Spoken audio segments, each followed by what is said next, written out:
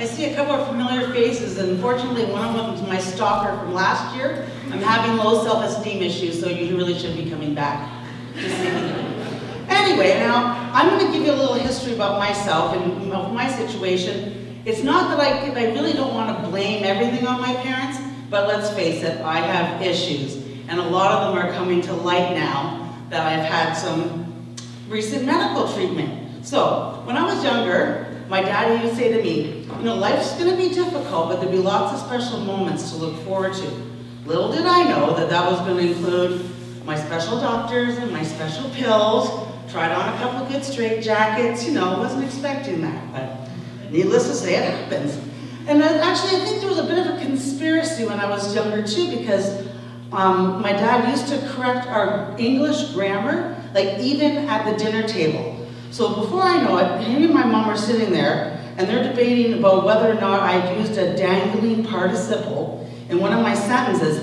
And at that age, I'm thinking, I thought only little boys had dangling participles. But nevertheless, and you know, so I put up with that for like 18 and a half years. I finally moved out of the house. So, you know, dinner conversations were less stressful. But I have like no self-discipline, and yes, I use food to self-medicate, and I have for many years. But then eventually, I got married. And after 8 years of that, and working outside of the home full-time, I found a great weight loss technique, and that's called having a nervous breakdown.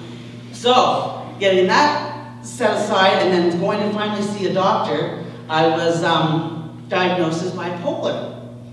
And I was like, okay, well, that was all something that was new to me. And then I find out, and I'm at the sweet age of 40, that, oh, I might have genetically inherited this from my dad's side of the family. And they couldn't like bring up the medical records sooner.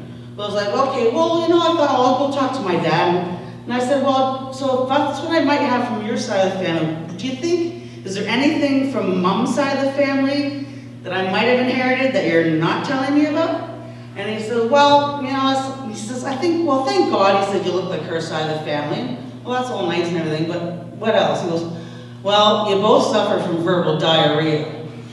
And I'm like, oh, so that explains the Imodium we used to have for dessert with the chocolate ice cream. Because my dad did most of the grocery shopping. He must have been onto something. And, you know, he'd say, oh, well, you know, you are what you eat. Obviously, my dad's full of bologna, too. And some other byproducts. I can't pronounce most of them. So, anyway, and subsequently, with my diagnosis, I'm on the meds, and they worked great for the mood stabilizers, and that was fine. The only problem is that they do cause you to gain weight, and yeah, they do make it 10 times harder to lose weight. So, based on that premise, just know that it's like not all fat people are happy. Some of us are just crazy. But really, we're only harmful if we fall on top of you. So just, you know, you'll be safe. It's all right. And I thought, I was talking to my mom, and not too long ago, and she's all up on these Aquafit classes because they're helping her get exercise and lose weight and whatever. And I'm standing out at Clover Point there, and I'm looking, I'm going, you know, I'm watching the whales swim by, and like, they're fat, they're swimming all the time.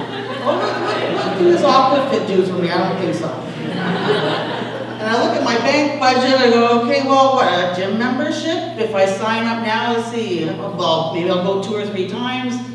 That's probably not going to have the greatest results. And then I just looked around, and I thought, no, I'm going to stay home. I pretty much figure I get enough exercise on my menstrual cycle, so that'll do the trick. And this is the other thing too that's ironic now is that since I've been here now my PMS and my MSP bills come at the same time every month. I don't know how that works, but they swung it somehow. And while we're at it, okay, I'm not just going to pick on or berate myself for weight or whatever. Don't trust the skinny people either. They're undiagnosed. There'll be time, eventually, you know, things catch up with people. So, When my mom, God bless her, she always liked to give good advice too, and said, this will be helpful and words of wisdom to live by. You know, she would say to me, well, you should save your money for a rainy day, you never know what'll happen. So I moved from Ontario to Victoria, and after 7.5 years, I filed for bankruptcy. I was gone. And she would try to be really supportive and motivational. She'd say, go forth and conquer. Personally, I would just rather go third and like see the next person and cheer them on. I can't handle the pressure. Come on, let's go get the job done. Not for me.